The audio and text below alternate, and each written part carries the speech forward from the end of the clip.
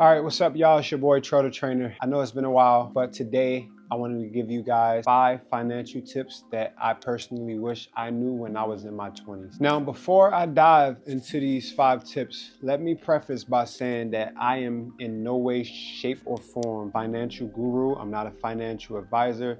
These are all things that I've learned in the last 2 or 3 years to grow my income from $50,000 a year to 3, 4, 500 grand a year. As some of you may know, I spent 6 years in prison. I got out, I became a personal trainer. I think I was earning around $60,000, $70,000 a year max. But last year alone, I raked in almost $500,000. And I just wanted to give you guys some of those same tips that I use. Also, my mom is retired. She just bought a house. I'm 30 years old, and I think these tips would help you if you're in your 20s or even in your 30s to get to that next level financially. All right, so let's dive straight into it. Tip number 1, you need to make sure that your money is working for you. So a lot of the times we go to work and we come home and we repeat that cycle. And so we're working for money, but the money that we make isn't working for us. And so what I would suggest is opening an investment account, Roth IRA, 401k, any of these retirement accounts that let you invest the money that you make so that in 10, 20, 30 years from now, that money has gained compound interest and you retire a millionaire just from the money that you already made. One major mistake that I see most people make is that they put their money into a regular savings account. Now I'm gonna tell you why that's such a bad idea. The average return on a savings account is 0.24%. What does that mean? If you saved $1,000, after a year, your $1,000 would have only made you $2.04. That's nothing. What you wanna do is go and open you a Vanguard, Charles Schwab, Fidelity, Ameritrade. These are all companies that allow you to invest into the stock market or have high yield savings account. And with a high yield savings account, you now have between 5 and 7% return on your money. So now that $1,000 would have made you $50. Now with these same companies like Vanguard, Ameritrade, you also can open up an investment account. The average return on an investment account is about 10 to 12% on any given day. So one thing that I love about these investment accounts is that you don't need a shit ton of money to start. Whereas let's say real estate, you need some type of income to even begin to invest in a property. You can start with $200, $300, $400, $1,000 into the stock market, but it's better to start early. The earlier that you are able to start investing, the better off you will be. That compound interest will make you a millionaire in 20 or 30 years. Most people don't understand that. So if you can, I want you to go today or tomorrow. You're gonna open up, I personally do Vanguard, but you could also do Charles Schwab. Again, you could do Fidelity, you could do Ameritrade. You're gonna go, it's super simple. If you can start an Instagram page or TikTok page, you can start an investment account. That's how easy it is. They made us believe that investing is so hard or that investing is for rich people. It's truly super simple. So you're gonna open an account with one of these people, and then you basically just put all your information in there. They're gonna ask you for your banking information,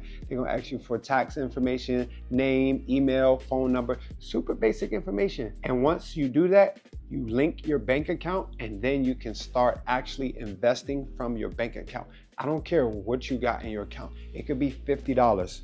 That $50 in 10 years would be $20,000. So imagine if you started with $20,000. All right, tip number 2, I personally call it the 70-30 rule. It's not about how much money that you make, it's about how much money you can actually retain and hold on to. Now, 70-30 may seem extreme to some people, but do what works for you. It could be 30-70 for you, it could be 50-50 for you.